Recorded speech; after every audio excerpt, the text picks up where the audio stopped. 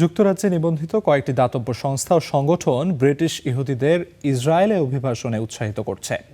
এসব সংস্থার ব্রিটিশ ইহুদি তরুণদের ইসরায়েলি সেনাবাহিনীতে প্রাক প্রশিক্ষণ, অবৈধ ইহুদি বসতিতে ভ্রমণের মতো নানা রকম বিতর্কিত কর্মসূচি চালিয়ে যাচ্ছে। আন্তর্জাতিক আইনে এই দাতব্য সংস্থাগুলোর দায়বদ্ধতা নিয়েও প্রশ্ন তুলেছেন বিশেষজ্ঞরা।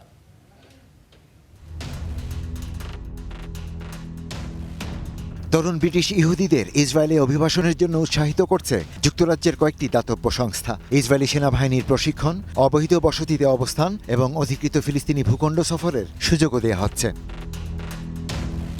এর মধ্য দিয়ে তরুণদের ইসরায়েলের সঙ্গে দীর্ঘমেয়াদী সম্পর্ক গড়ে তুলতে উৎসাহিত করা হচ্ছে। United Jewish Israel appeal (UJI) নামের একটি সংস্থা বলছে, তাদের লক্ষ্য তরুণ ইহুদিদের ইসরায়েলের সঙ্গে সম্পর্ক আরও দৃঢ় করা। তাদের প্রচার করা কর্মসূচিতে অংশগ্রহণকারীরা অধিকৃত পশ্চিম তীরের হেব্রন, আইন মাবুয়া, জুডিয়ন মরুভূমি এবং অধিকৃত গোলান মালভূমি সফরে নেওয়া হয়।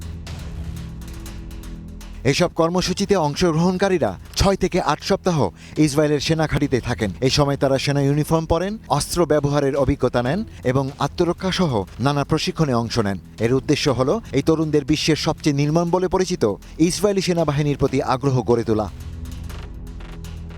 এছাড়া ধর্মীয় জায়নবাদী যুব সংগঠন বনি আকিবা যুক্তরাজ্যের তরুণদের এই ধরনের বিভিন্ন কর্মসূচিতে যুক্ত করছে। যেমন অংশগ্রহণকারী তরুণদের অধিকৃত পশ্চিম তীরের মিগদাল ওজ নামের একটি ইসরায়েলি বসতিতে রাখা হয়। আন্তর্জাতিক আইনে এই বসতিটি অবৈধ।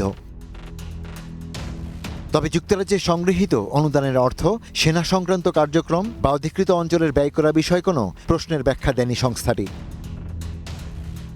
এসব কর্মকাণ্ড নিয়ে আইনি প্রশ্ন তুলেছে International Centre of Justice for Palestinians বা ICJP। সংস্থাটির মতে 2024 সালে আন্তর্জাতিক বিচার আদালতের রায়ে অধিকৃত অঞ্চলে ইসরায়েলের উপস্থিতিকে অবৈধ বলা হয়েছে। তাই যুক্তরাজ্যে নিবন্ধিত কোনো দাতব্য সংস্থা যদি অবৈধ বসতিতে ভ্রমণ বা আবাসন কার্যক্রমের প্রচারে যুক্ত থাকে, তাহলে সেটি আন্তর্জাতিক আইন ও দাতব্য সংস্থার আইনি দায়বদ্ধতার সঙ্গে সাংঘর্ষিক।